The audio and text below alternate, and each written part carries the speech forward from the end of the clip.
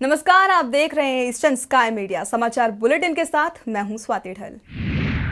त्रिपुरा के खोवे जिले में भीड़ का क्रूर चेहरा सामने आया है, जहां मंगलवार रात बिस्वामानी अखराईबारी गांव में पशु चुराने आए 3 बांग्लादेशी संदिग्धों को ग्रामीणों ने पीट कर मार डाला, जबकि इनके 3 साथी गंभीर रूप से जख्मी हो गए हैं, जिन्हें जिला अस्पताल में भर्ती कराया गया है। वहीं एक आरोपी की गंभीर हालत को देखते हुए उसे जीपी पंत अस्पताल में रेफर किया गया है। बताया जा रहा है कि मंगलवार रात करीब 2:30 बजे बांग्लादेशी संदिग्धों का समूह पशु चुराने के मकसद से गांव पहुंचा था। इसकी भनक जैसे ही ग्रामीणों को लगी, उनका गुस्सा फूट पड़ा और उन्होंने संदिग्धों को घेर कर उनकी जमकर पिटाई की, जिसमें 3 आरोपी मौके पर ही मारे गए, जबकि 3 लोग जख्मी हो गए हैं और एक आरोपी मौके से भाग निकलने में सफल रहा। वहीं इस दौरान एक ग्रामीण के भी जख्मी होने की खबर है। पुलिस ने मौके से 2 12 बोर वाली गन पाइप भी बरामद की है। वहीं बीएसएफ की तरफ से बताया जा रहा है कि ये इस महीने की दूसरी घटना है जब बांग्लादेशी संदिग्धों की तरफ से ऐसा किया गया हो। फिलहाल मामले की जांच जारी है। अरुणाचल प्रदेश में स्टैपल वीजा को खत्म करने की मांग अब खिलाड़ियों के द्वारा भी की जा रही है। 2 तीरंदाजों ने ये मांग की है कि चीन में खेले जाने वाले अंतर्राष्ट्रीय खेलों के लिए भी उन्हें फुल टाइम वीजा दिया जाना चाहिए। लादेन स्पोर्ट्स एकेडमी की सोरांग यूमी ने कहा है कि भारत सरकार को अरुणाचल प्रदेश के खिलाड़ियों को फुल टाइम वीजा देना चाहिए ताकि वो पूरी दुनिया में कहीं भी खेलने जा सके। यूमी ने कहा कि अरुणाचल प्रदेश में बहुत से युवा ऐसे हैं जो खेलों में अच्छा भविष्य बना सकते हैं, लेकिन स्टैपल वीजा जैसी दिक्कतों के चलते खिलाड़ियों का मनोबल घटता है। वहीं मासेलो मिहू ने कहा है कि सरकार को इस पर जल्द से जल्द ठोस कार्रवाई करनी चाहिए ताकि अरुणाचल प्रदेश के खिलाड़ी आसानी से चीन में जाकर खेल सके। आपको बता दें कि साल 2013 में चीन के लिए सही वीजा न होने की वजह से चीन में हुए अंतर्राष्ट्रीय तीरंदाजी इवेंट में सोरांग यूमी और मासेलो मिहू हिस्सा नहीं ले पाई थी। अरुणाचल प्रदेश में स्टैपल वीजा को खत्म करने की मांग को लेकर चिंपू की सांगे लादेन स्पोर्ट्स एकेडमी में सिविल सोसाइटी ने एक हस्ताक्षर अभियान चलाया है। एसीएस का कहना है कि उन्होंने स्पोर्ट्स एकेडमी का चुनाव इसलिए किया ताकि वो इस अभियान से खिलाड़ियों को भी जोड़ सके। इस मौके पर करीब 100 से ज्यादा छात्रों ने भाग लिया था। सिविल सोसाइटी ने चेतावनी देते हुए कहा है कि अगर केंद्र सरकार ने हस्ताक्षर अभियान खत्म होने से पहले उनकी मांग पर कोई कार्यवाही नहीं की तो वो 26 जनवरी का बहिष्कार करेंगे। एसीएस के चेयरमैन पाते तायुम ने केंद्र सरकार पर सवाल खड़े करते हुए कहा कि पिछले 33 सालों से स्टैपल वीजा पर कोई फैसला क्यों नहीं लिया गया। तो इस समय हमारे साथ खड़े हैं अरुणाचल सिविल सोसाइटी के चेयरमैन पाते तोयुम, जिनका आज यहाँ पर सांगे लादेन एकेडमी में सिग्नेचर कैंपेन जो है चाइनीज़ की तरफ से जो स्टेबल वीज़ा का जो बात है उसको लेकर यहाँ पे सिग्नेचर कैंपेन चला रहे हैं वो। तो आइए हम उनसे बातचीत करते हैं। पाते तोयुम जी, ये बताइए सबसे पहले कि सिग्नेचर कैंपेन जो है आपने क्यों लॉन्च किया यहाँ पर? क्योंकि ये समाज को ये देना चाहता हूँ कि इन लोग मानता है नहीं मानता है या कितने लोग जानकारी है, जो जानकारी है इन लोग मैं एक सिग्नेचर कैंपिंग ले रहा हूँ। क्यों मुझे ये लेना ज़रूरी है कि मैंने सब कंसर्न्स है। तो हम लोग ये अरुणाचल में कभी ऐसे शुरू नहीं हुआ, मैं सबको जानकारी देना चाहता हूँ। ये मेरा जो अवेयरनेस सिग्नेचर कैंपिंग जो ये सब लोग जानना ज़रूरी है और आगे के लिए भी। आपने जितने चार्टर ऑफ डिमांड्स रखे हैं केंद्र सरकार को रिगार्डिंग स्टेपल वीज़ा को लेकर, क्या आपको लगता है कि उसका समाधान जल्दी 31 दिसंबर से पहले तक निकल पाएगा? क्योंकि काफ़ी पुराना इशू है और इसको लेकर तमाम जो है स्टूडेंट बॉडीज़ भी पहले से ही धरना वगैरह काफ़ी कर चुके हैं। ये अगर गवर्नमेंट ऑफ इंडिया चाहे तो ये एक सिंपल सा काम है कि जब तक स्टेपल वीज़ा रिजर्व नहीं होता है तो हमारा अरुणाचली को फिर दोबारा चाइना जाने नहीं देना चाहिए और स्टेबल वीज़ा इशू होने देना नहीं चाहिए। ये मेरा एक विचार है। आपने जो बॉयकॉट की जो बात की है 26 जनवरी को लेकर और आप ये कह रहे हैं कि हम वहाँ पे धरना देंगे, तो आपको क्या लगता है इससे कितना इफेक्ट पड़ेगा इंडियन गवर्नमेंट को? अगर देखिए चाइनीज़ वालों ने 32 ईयर्स इंडियन गवर्नमेंट पर रूल किया, तो मैं ये एक आइडेंटिटी फाइट कर रहा हूँ।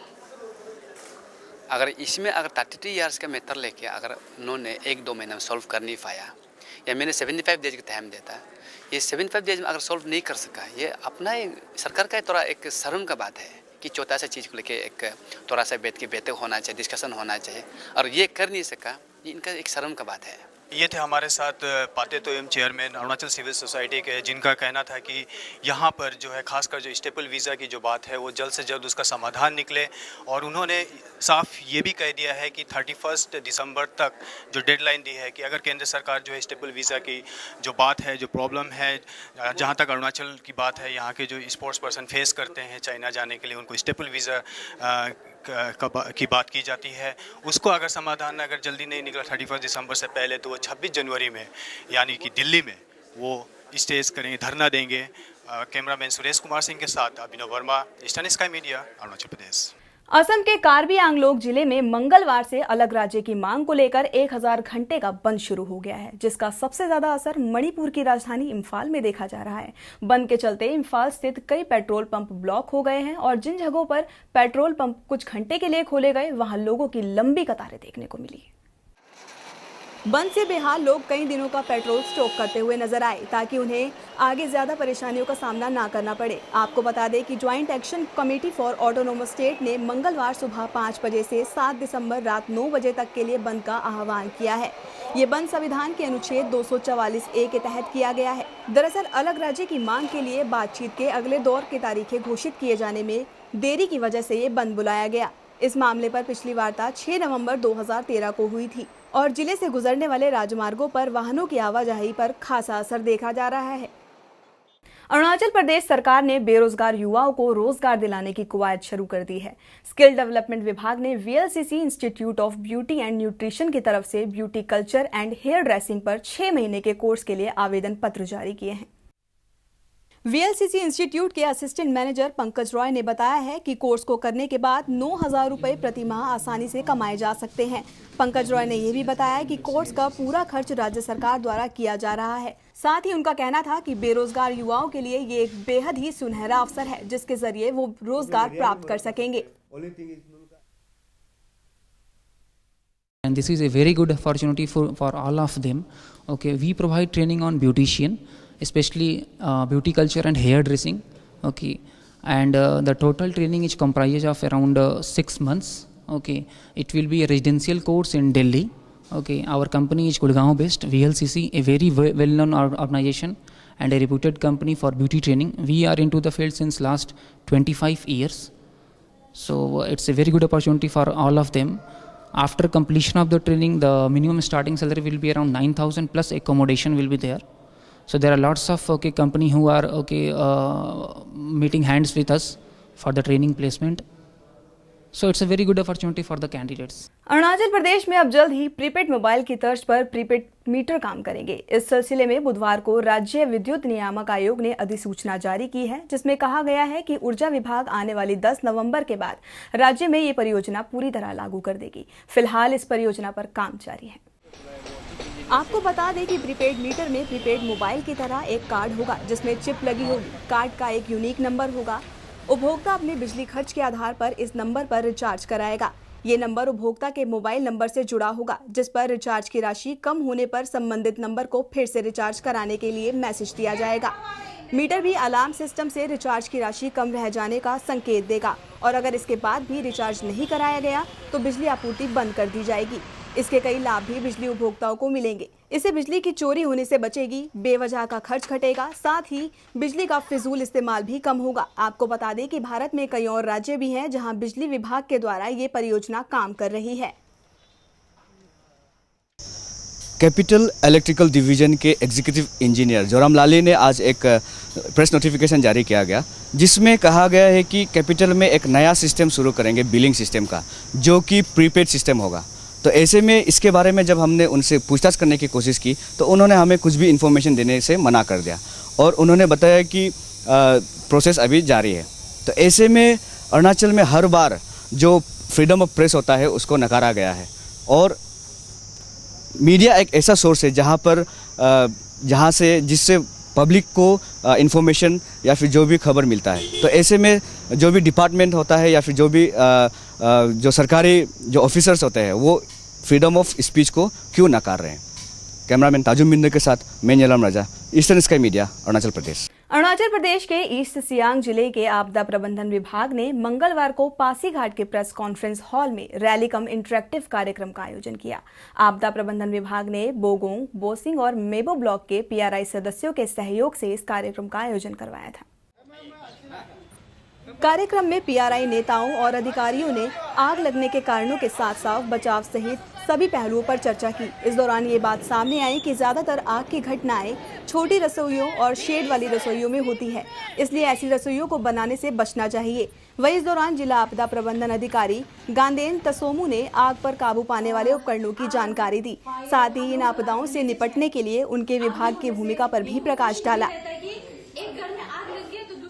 अरुणाचल प्रदेश के ईटानगर स्थित विजन ग्रुप के ऑफिस में बुधवार को ब्लड बैंक कैंप का आयोजन किया गया।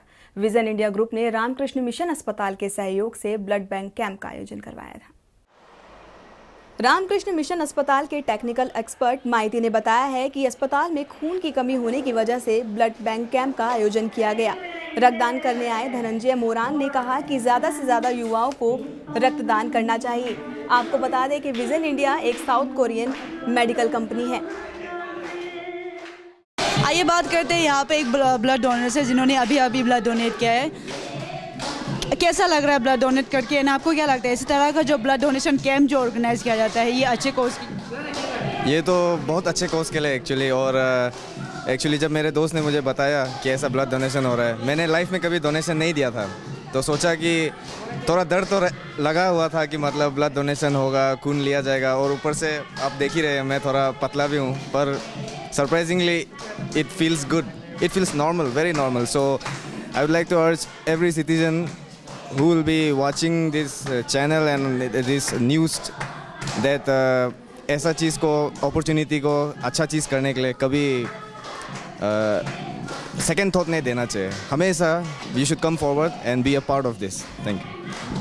हमें एक्चुअली तो आरके मिशन का है ना, विजन ग्रुप में उधारी वो लोग स्पॉन्सर किया, ऑर्गेनाइज किया ब्लड कैंप के लिए, तो आरके मिशन को इन्फॉर्म किया, DHS से भी इनकम किया, तो वही हम लोग आए हैं। भाजन भर में वो लोग ही बता सकता है। अच्छा, ये जो ब्लड डोनेशन आज कैंप जो लग रहा है यहाँ पे जितना ब्लड कलेक्ट करेगा फिर ये यहाँ से वेरियस हॉस्पिटल्स को जाएगा? हाँ, मतलब हम लोग को बहुत यूनिट ज़रूरत होता है आरके मिशन में, अप्रोक्स 200-250 पर मंथ, तो इतना तो नहीं आता है। कैंप से थोड़ा आता है, कहता है 100-150, कभी कभी 10-5, तो बाकी तो हमारा हॉस्पिटल ही यूज होता है। कभी कभी इमरजेंसी लिए नाहरलगुन भेज देता है। खबरों के इस अंक में फिलहाल इतना ही।